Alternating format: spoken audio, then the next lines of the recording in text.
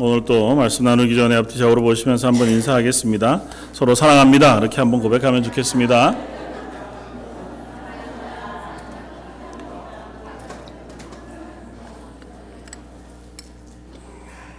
오늘은 요한복음 11장 말씀을 가지고 하나님은 늦지 않으신다고 하는 제목으로 은혜를 나누고자 합니다.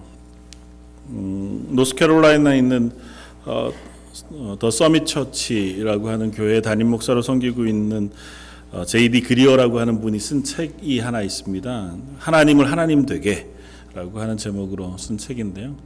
그 책에서 목사님이 이런 고백을 합니다. 그러니까 자기의 믿음의 삶들을 돌아보았을 때 왜 나는 남들처럼 하나님을 향한 뜨거운 사랑이 없을까? 또 혹은 그 불타는 고백과 그런 것들이 내 속에 충만해지지 않을까?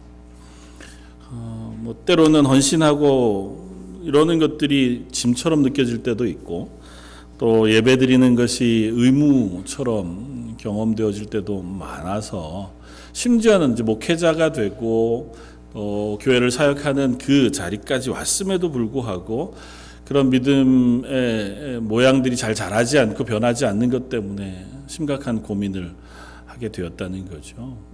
그러면서 그 문제점들을 하나씩 또 말씀을 통해서 또 묵상하면서 기도하면서 찾아가던 중에 하나의 결론에 도착했는데, 그것이 뭐였냐 하면 내가 하나님을 온전히 알지 못했다는 것입니다. 하나님을 내가 알고 있는 때는 내가 짜집게 해놓은 내 생각 속의 하나님으로만 내가 알고 있으니까 그 하나님 앞에 자꾸 불평하고 불만하고, 또 때로는 답답하고 내 스스로를 견딜 수 없어지는 지경까지 가게 되었다는 것입니다. 그러니까 어떤 문제에 딱 부닥치면 하나님 앞에 또 기도하기 시작하고 또 하나님의 도우심을 구하는데 하나님 자꾸 늦으신다는 거예요. 대답 안 하시고, 이 문제가 빨리 해결됐으면 좋겠는데 하나님의 대답은 영 강감무소식인 것 같아 보일 때가 많고, 그렇게 되면 내 속에 있는 이제 불안과 답답함, 그런 것들이 나를 흔들고, 또 그런 속에서 내 열정이나 믿음들이 사라져가고 흔들리고 있었던 것을 보게 되었다는 거죠. 그러면서 다시 천천히 원래 하나님의 모습을 찾아가는 것이 필요하다, 그렇게 이야기합니다. 하나님께서 우리에게 보여주신 하나님, 성경에서 계시되어진 그 원래의 하나님 모습을 우리가 발견하고 그 하나님을 알아가고 그 하나님을 깨닫게 되는 순간 자기는 그 모든 문제들에서 해결점 혹은 담대함을 얻게 되어졌다고 고백합니다. 하나님은 우리가 생각하는 것보다 훨씬 크신 하나님이시더라. 당연하죠. 천지를 창조하신 하나님, 전능하신 하나님, 우리의 모든 것들을 주관하시고 우리에게 생명을 허락하신 하나님. 그런데 그 말씀으로 고백되어지는 그 하나님이 내 삶의 실제 가운데에서 확인되지 않으니까 자꾸 내 이미지 속에서 하나님으로만 축소되어지더라는 거죠. 그러면서 그게 아니라 성경에 계시해주고 있는 그대로의 하나님, 또 혹은 하나님의 계시해 주신 하나님의 모습 그대로의 하나님을 자꾸 묵상하고 발견하고 그것을 믿음으로 붙잡아 가야 한다고 그렇게 말하고 있습니다. 여러분들은 어떠십니까? 여러분들에게 하나님은 어떤 분이십니까? 여러분들의 삶의 문제를 봉착했을 때, 어떤 고민과 어려움 가운데 놓여져 있을 때 여러분들에게 하나님은 어떤 분이신가요? 내게 어떤 문제가 심각한 어려움이 봉착했을 때, 오늘 본문에 나오는 나사로처럼 병들어 죽게 되었을 때, 그때 하나님은 여러분들에게 어떤 분이신가요? 내 인생의 여러 갈림길 속에서 답답한 문제들을 놓고 하나님 앞에 간절히 기도하고 간구할 때에 하나님은 여러분들에게 어떤 분이십니까?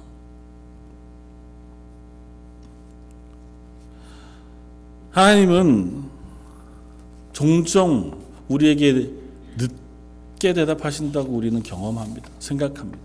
내가 아무리 기도해도 하나님 왜 이렇게 대답하지 않으시지? 왜 침묵하실까? 침묵 속에서 대답을 찾게 되어지기도 하고, 또 내가 고통하는 신음과 혹은 안타까운 간구에도 반응하지 않으시는 하나님으로 인하여 내가 믿음이 잘못됐나? 하나님 앞에 뭐 잘못한 게 있나? 내 살아가는 삶의 방식이 뭔가 틀렸나? 그렇게 스스로를 돌아보게 되어지기도 합니다. 성경은 우리에게 이렇게 들려줍니다. 시편 50편 15절은 환난 날에 나를 부르라. 내가 너를 건지리니 내가 나를 영화롭게 하리라. 하나님은 우리에게 그렇게 선언하십니다. 너 환난이 당하고 어려움이 있거든 나에게 부르짖어라. 내가 너를 건져주마. 말씀하신다는 거죠. 스펄전 목사님은 이 본문을 이야기하면서 이렇게 지혜롭게 우리들에게 힌트를 줍니다. 하나님이 우리의 기도를 들으신다. 우리가 환난을 당하고 고난을 당할 때 하나님께 기도하면 반드시 하나님은 응답하신다.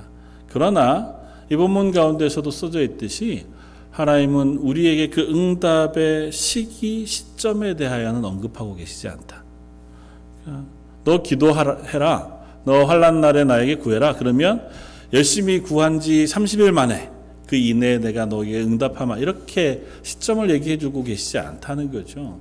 물론 시니까 간구니까 그렇긴 하겠지만 성경은 우리들에게 하나님의 응답은 하나님의 때에 이루어진다고 하는 사실을 가르쳐 주고 있다는 거죠. 그리고 그 하나님의 때는 결코 늦지 않으신다고 성경은 이야기합니다.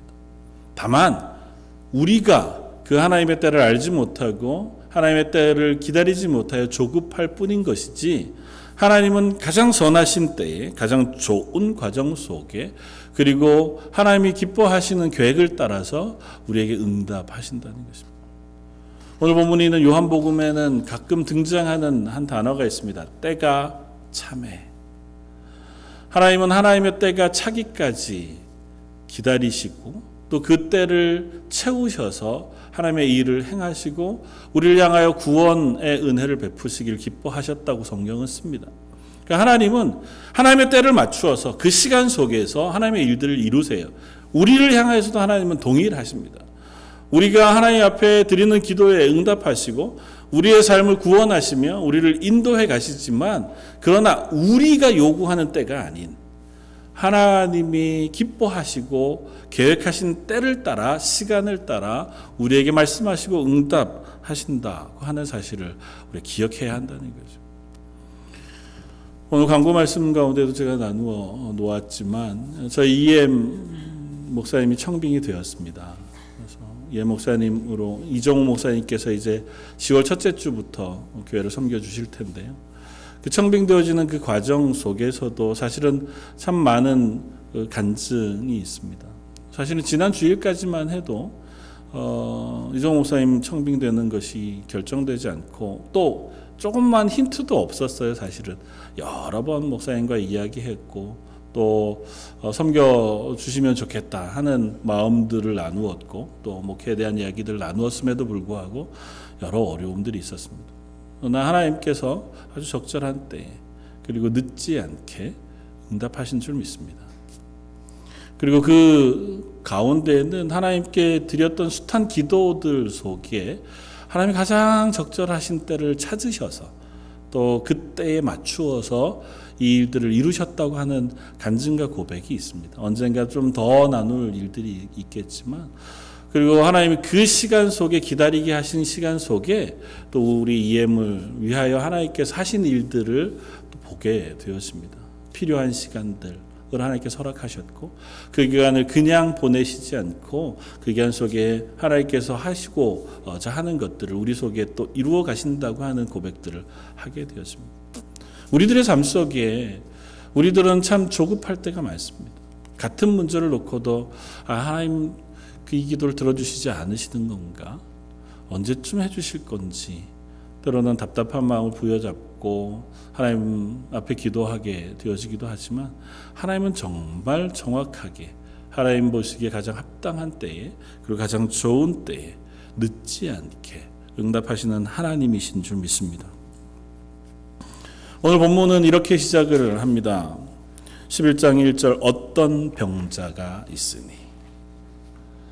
사실은 요한복음은 11장부터는 예수님의 죽으심 그리고 부활하심에 대한 기록을 기록하고 있어요. 그래서 11장부터 마지막까지 요한복음은 예수님의 구원 사역, 그 십자가의 사역에 집중해서 기록하고 있습니다. 그 이야기를 시작하는 마당에 11장은 나사로의 이야기를 우리에게 들려줍니다. 그리고 그 나사로의 이야기를 쓰는 그 첫 문장을 이렇게 시작해요. 어떤 병자가 있으니. 그리고 나서 그 병자가 누군지에 대해서는 천천히 설명합니다. 그 병자는 마리아와 마르다의 마을에 사는 사람이었다. 그리고 나서 2절에 그 마리아는 누구였는지 설명하고 나사로는 바로 그 마리아의 오라비였다고 이렇게 부연 설명합니다. 사실은 나사로가 누군지에 대해서 그냥 설명해도 돼요. 마리아와 마르다의 오라비였던 나사로가 병들었더라 이렇게 기록한 훨씬 간단하잖아요. 그리고 그 이야기가 다 있으니까.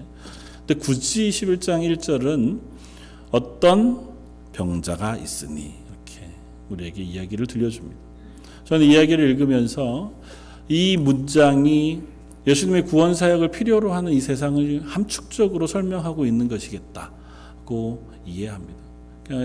이 사건은 예수님의 죽으심과 부활을 예비하고 있는, 그리고 그것을 설명해 주고 있는 한 사건으로 우리가 이해할 수 있는데요. 그 사건의 첫 마디가 어떤 병자가 있으니. 사실 우리들이 사는 삶은 이 상태, 병자인 상태의 삶을 살아갑니다. 우리 각 개인으로의 삶 속에서도 우리는 질병으로 인하여 고통하는 시간들을 보내기도 합니다. 몇몇 사람들은 병으로 인하여 아파하는 그 말 그대로 어떤 병자가 있으니에 부합하는 형편에 있는 삶을 우리가 살아가게 됩니다. 몸은 아니더라도 마음이 병들어 있는 가운데 살아가기도 합니다. 많은 현대인들은 대부분 마음의 병을 가지고 살아가잖아요. 좀 다른 이름으로 스트레스라고 표현하기도 하겠지만 그것이 병이 되면 때로는 그것이 우리의 삶을 파괴하기도 하고 인간관계를 깨기도 하고 정상적으로 우리가 살아가는 그 삶을 놓치게 되어지기도 하는 마음의 병을 가지고 살아가기도 합니다. 그것뿐만 아니고 우리는 사람과 사람 사이에도 병들어 있는 모습을 자주 발견합니다. 심지어 가정 안에서도, 또 때로는 하나님의 사랑으로 하나가 되어져야 할 교회 안에서도, 교회의 모습 속에도 병들어져 있는 모습들을 우리가 충분히 발견합니다. 오늘 칼럼에 제가 예의라고 하는 것을 글머리로 잡고 글을 하나 썼는데요. 요즘 세상 가운데 보면 사회면 뉴스에 참 잘 나오는 이야기들 중에 하나가 사람이 사람을 대하여 갑질을 한다고 하는 이야기를 우리가 듣잖아요. 사실은 그럴 수 없습니다. 사람은 사람을 대하여 항상 서로에게 공손하고 바르게 행해야 하도록 하나님 우리를 만드셨어요. 그건 하나님 앞에서가 아니라 인간이 그냥 인간을 대하는 태도로도 당연해야 합니다. 그런데 우리는 그런 사회를 살고 있지 못합니다. 보통은 더 많이 가지고 더 힘 있는 사람이 어떤 것으로든 더 높은 자리에 있거나 더 많은 것을 가진 자들이 낮은 사람들을 무시하고 그들을 때로는 경멸합니다. 그 위에 군림하려고 하고, 반대로 좀 적은 것을 가지고 좀 낮은 지위에 있고 힘겹게 사는 이들은 나도 모르게 의기소침해서 남들 앞에 당당하지 못하고 왠지 뭔가 조금 억눌린 채로 사람을 대하게 되기도 해요. 하나님 앞에서 이 사회가 사람과 사람 사이가 병들어 있습니다. 그건 비단 사람과 사람, 한 개인과 개인의 문제뿐 아니라 심지어 나라와 나라 사이에도 그런 일들이 일어나고 있는 것을 우리는 분명히 확인합니다. 어제 그저께 뉴스 속에서 우리 옆 동네 사시는 대통령이 우리 캐나다하고 무역 이야기를 하면서 꽤 험한 이야기를 한 것을 신문지상에서 우리가 읽을 수 있습니다. 나라가 내 나라, 그리고 우리가 잘 먹고 잘 살기 위해서 얼마든지 남의 나라를 향해서 무리한 것을 요구하기도 합니다. 또 그것으로 인하여 그 나라 사람들이 어려움을 겪어도 그것은 크게 중요하지 않습니다. 우리가 좀 더 배불리기 위해서라면 다른 나라 백성들, 국민들이 파탄에 이르건 죽음에 이르건 그것으로 인하여 절망에 빠지건 전혀 개의치 않습니다. 최근에 중남미에 있는 베네수엘라라고 하는 나라가 엄청난 경제적인 위기 속에 사람들이 죽어가고 있다는 이야기를 우리가 듣습니다.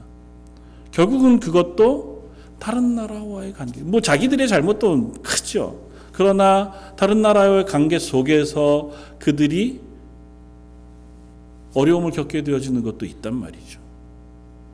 아프리카, 아시아에서 일어나는 숱한 이야기들도 우리는 잘 압니다.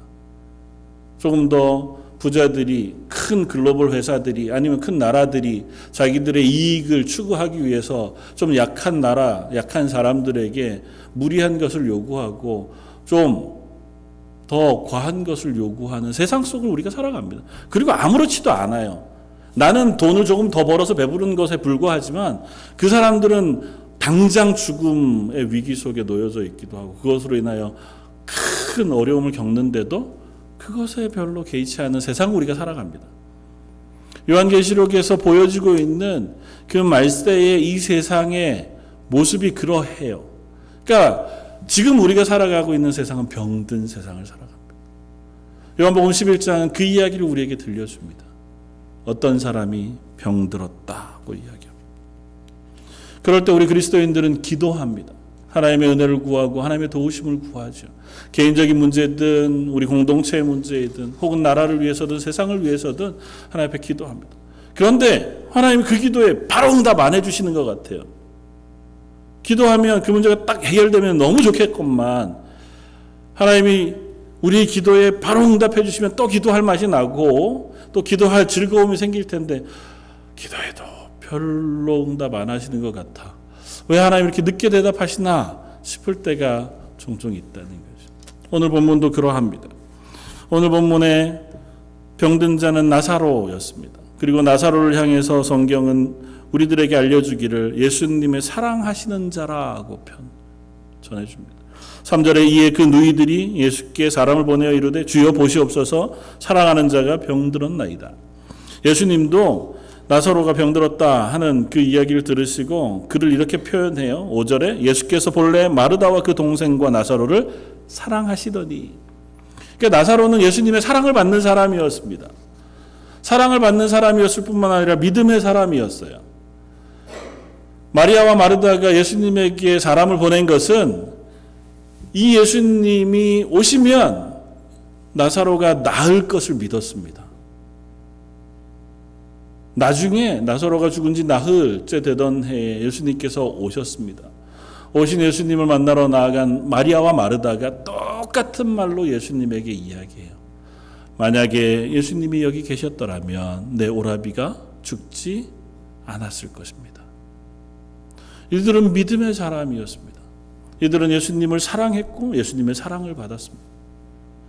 예수님을 잘 공개하던 가정이었어요. 공생의 기간 동안 예수님이 예루살렘을 방문하실 때마다 베다니에 들려서 그곳에 유숙하셨고 그 유숙하시던 집이 바로 마리아와 마르다의 집이었습니다. 성경 안에도 그 이야기를 우리들에게 종종 들려줍니다.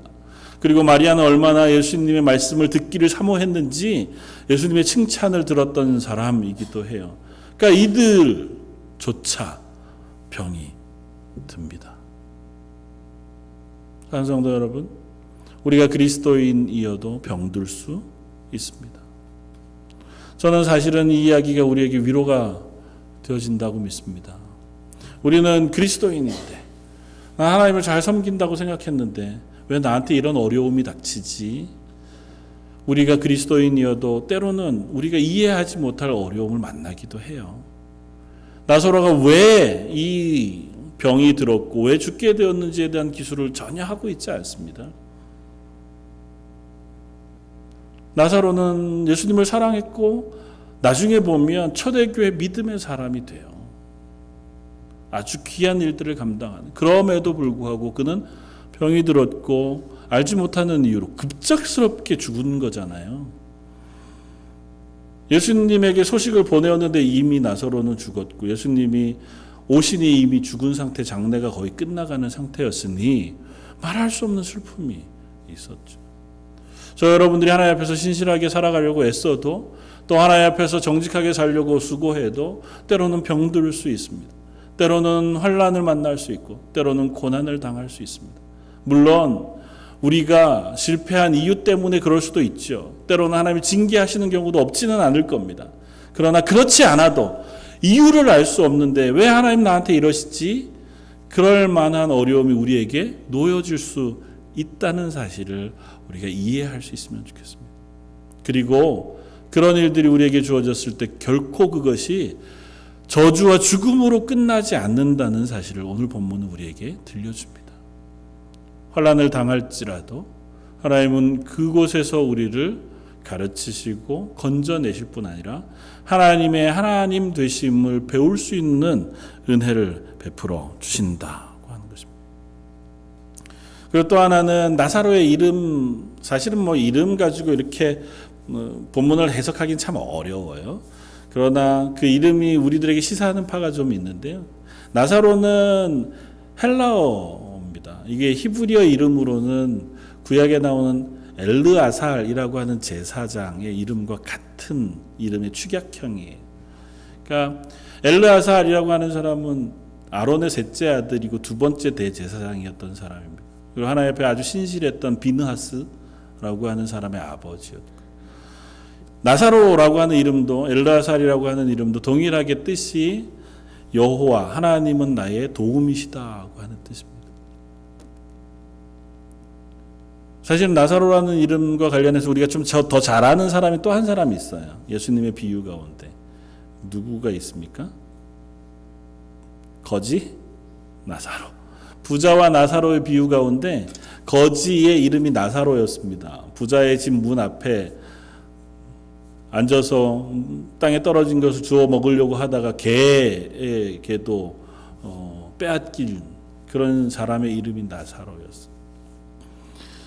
그 나사로의 이야기를 하면서 하나님이 나의 도움이십니다라고 하는 이 이름을 우리는 이렇게 이해하면 어떨까? 그렇게 표현한 글을 하나 읽었습니다. 하나님만 나를 도우실 수 있다. 사실은 그 나사로는 하나님만 그를 도우실 수 있는 지경에 놓여 있었던 고난받는 사람이었습니다. 오늘 본문의 나사로는 그렇지 않을지라도 이 나사로는 하나님의 도우심이 필요한 사람이었습니다. 그리고 그는 하나님이 도우신 하나님의 사람이 되었습니다. 오늘 본문을 통해서 우리는 몇 가지 이야기들을 한번 생각해 볼 수 있는 줄 압니다. 첫 번째는 그리스도인 하나님을 사랑하시는 자들도 병들 수 있다는 것입니다. 저 여러분들이 혹 어려움을 당하시건 혹 그것으로 인하여 힘겨운 자리에 서시거든 나는 하나님 앞에 참 사랑 못 받는가? 내가 뭘 되게 잘못해가지고 이런 징계를 받는가 때문에 걱정하지 말고, 물론 회개해야 할 것 하나님 앞에 회개하지만 그러나 하나님이 때로는 우리에게 고난을 허락하실지라도 그것이 하나님이 나를 사랑하시지 않는다는 증거가 아니라는 사실을 우리가 붙잡을 수 있기를 바랍니다.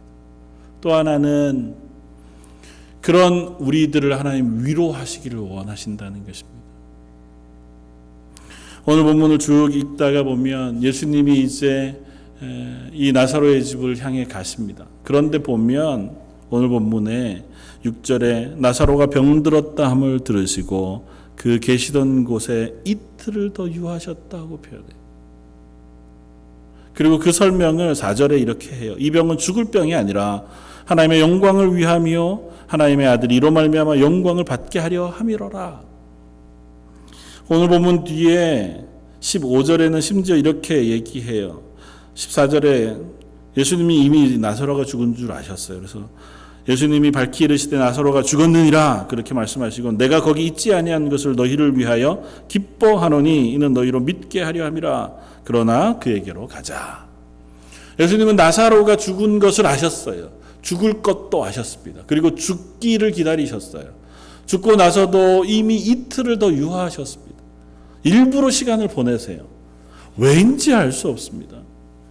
예수님께서 왜 이렇게 늦게 나사로에게 가는지 우리는 도통 알 방법이 없어요. 그러나 분명한 건 예수님이 일부러 그렇게 하고 계시다는 것이고, 이 일을 통하여 우리에게 믿음을 더하시려고 한다는 것입니다. 그런데 하나 의아스러운 건 그렇게 가셨어요. 그러면 예수님이 이제 나사로에게 가신 거잖아요. 이미 나사로가 죽은 줄도 아셨어요. 그럼에도 불구하고 마리아와 마르다가 예수님을 마중하러 나옵니다. 그리고 나와서는 울면서 예수님에게 이야기해요. 예수님이 여기 계셨더라면 우리 오라비가 죽지 않았을 텐데 예수님이 너무 늦게 오셨습니다. 예수님이 그 모습을 보시고 우셔요. 오늘 본문 뒤에 34, 35절은 단 두 단어로 되어 있는데 예수님께서 눈물을 흘리시더라. 근데 이 눈물을 흘리시는 게 그냥 이렇게 조금 이렇게 마음이 참 안타까워서, 야, 내가 이 일을 통해서 얼마나 큰 일을 할 건데 니는 아직 잘 모르는구나, 이렇게 우신 게 아니에요. 어떻게 보면 눈물을 왈칵 쏟으신다고 표현되어지는 단어를 씁니다. 같이 통곡해 주셔요. 근데 이상하지 않습니까? 왜 그러셨을까요? 예수님 조문하러 오신 게 아니잖아요. 예수님 오셔서 어떻게 나사로를 살리실 거예요. 그거 이미 계획하셨어요. 알고 계셨고. 그래서 예수님이 마르다를 만났을 때 말씀하세요. 나는 부활이고 생명이니 나를 믿는 자는 죽어도 살 것이다. 네가 나를 믿느냐? 네, 제가 믿습니다. 이렇게까지 얘기하잖아요. 근데 왜 우세요? 우실 이유가 뭐가 있습니까? 야, 울지 마. 나사로가 곧 살 거야. 이것을 통해서 너희가 믿음을 더할 거야. 말씀하시면 되는데 왜 우셨을까요? 예수님은 우리의 슬픔을 공감하시는 분이세요. 비록 이들의 울음이 곧 그칠 것을 아세요.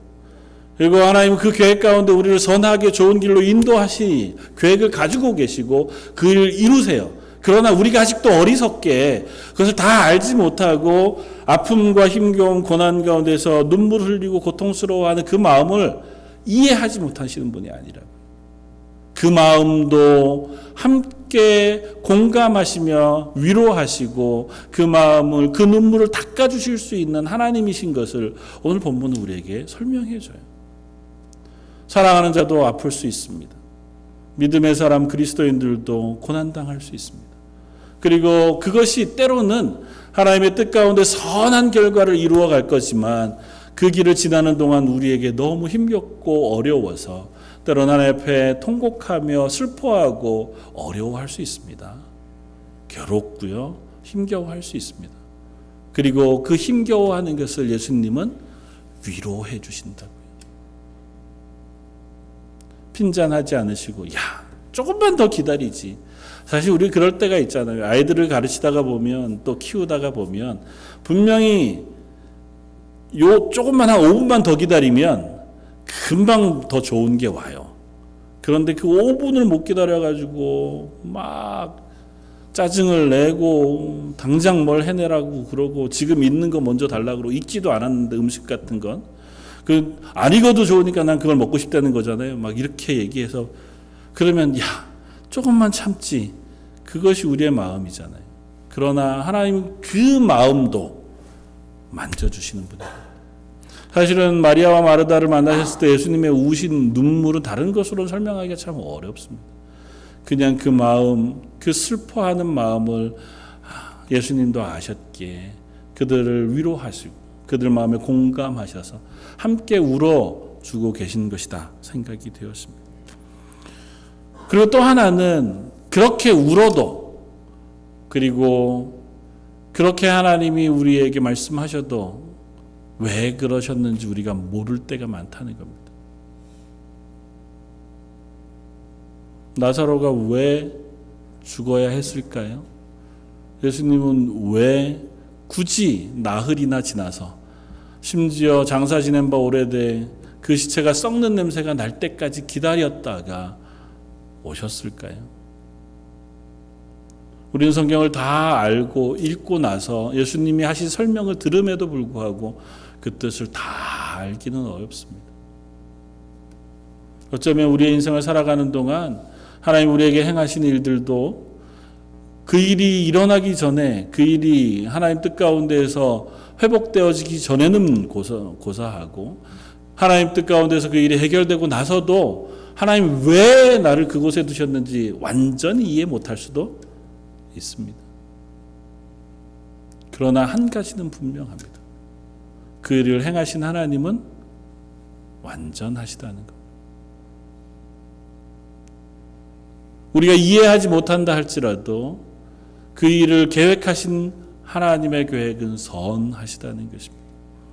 이 일을 통해서 결국은 우리는 예수님의 부활을 소망하게 되었습니다. 생명의 주인이신 예수님께서 이 나사로, 병든 나사로를 죽음에서 생명으로 옮기신 것을 통해서 예수님의 십자가의 죽음과 부활을 소망할 수 있게 되어지고, 그 소망을 통해서 우리가 이 땅 가운데에서 때로는 죽을지라도 하나님의 영원한 생명으로 다시 살 것에 대한 소망을 얻게 되어질 수 있을 겁니다. 그래서 어쩌면 마리아는 이 사실을 다 깨닫지는 못했을지 몰라도 그가 적어도 이 일을 통하여 예수님의 죽음을 준비할 수 있는 자리까지는 서게 된 것 같아요. 이 이야기를 기록하고 있는 2절은 마리아에 대해서 이렇게 씁니다. 이 마리아는 향유를 주께 붓고 머리털로 주의 발을 닦던 자다. 근데 사실은 이 일은 언제 일어나냐 하면요, 요한복음 12장에 일어나요. 그러니까 나사로가 죽었다가 다시 살아난 이후에 그곳에서 잔치가 있고, 잔치가 있던 그때 예수님께서 그 자리에 있을 때에 마리아가 귀한 옥합을 깨뜨려서 향유를 예수님의 발에 붓습니다. 그리고 예수님은 그 일을 나의 장례를 준비한 것으로 말씀해 주세요. 마리아는 사실은 완전한 깨달음, 완전한 지혜 속에 예수님의 죽으심과 부활을 믿고 붙잡았는지는 알 수 없습니다. 그러나 적어도 이 일을 지나고 나서 마리아는 예수님의 장례를 준비하는 자리에 설 수 있었습니다. 하나님은 이렇게 우리의 고난과 어려움을 통과해 간 그 과정 속에 하나님을 만나게 해주시고 하나님의 하나님 되심을 경험하게 하셔서 우리와 하여금 하나님을 아는 자리로 인도해 가시는 줄 믿습니다. 저 여러분들의 삶을 통해서도 하나님 그런 일들을 행하실 줄 믿어요.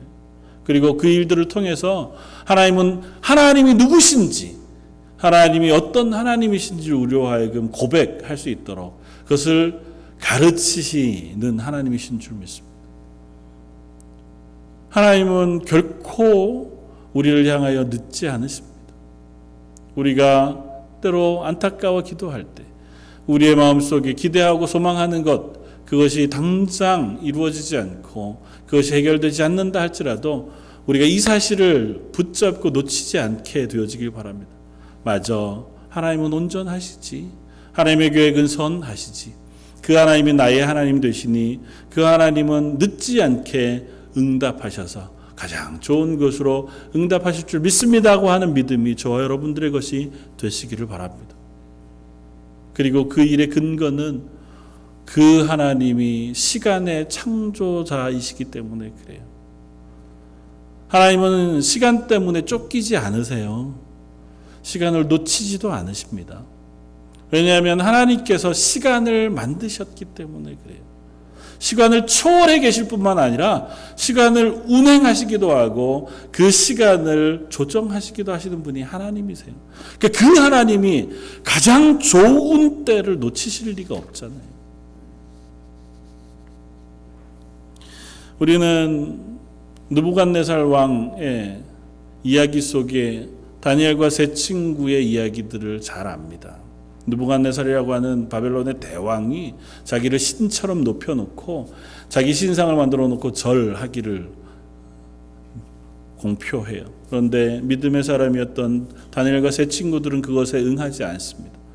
그래, 그 친구들을 붙잡아다가 어디에다가 던져서 죽여요?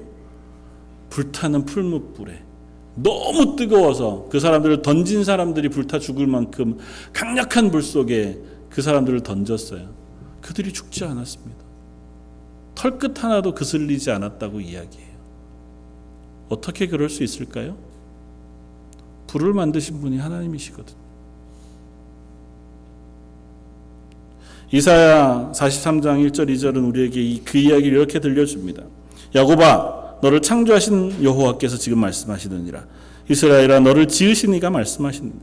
너는 두려워하지 말라. 내가 너를 구속하였고 내가 너를 지명하여 불렀나니 너는 내 것이라. 내가 물 가운데로 지날 때 내가 너와 함께 할 것이라. 강을 건널 때 물이 너를 침몰하지 못할 것이며 내가 불 가운데 지날 때 타지 아니할 것이요 불꽃이 너를 사르지도 못할 것이다. 하나님 우리를 보호하십니다. 물 가운데에서도 불 가운데에서도 혹은 여러 고난과 어려움 죽음 가운데서도 하나님 우리를 보호하십니다. 하나님이 힘이 세셔서 걔네들을 이기시는 게 아니에요.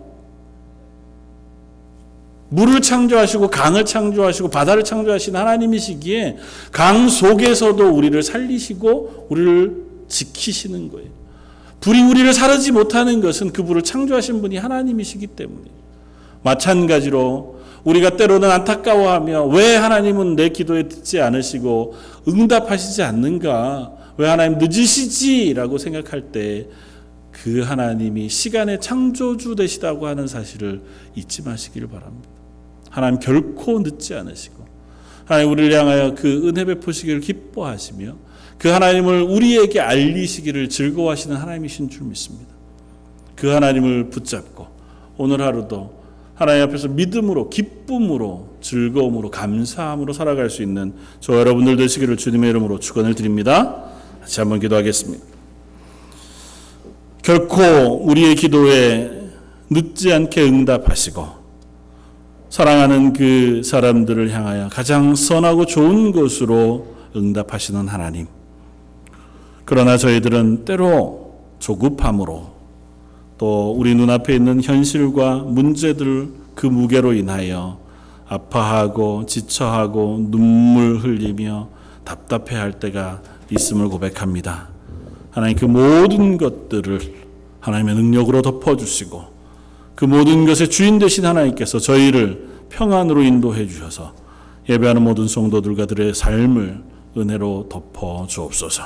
오늘 말씀 예수님 이름으로 기도드립니다. 아멘.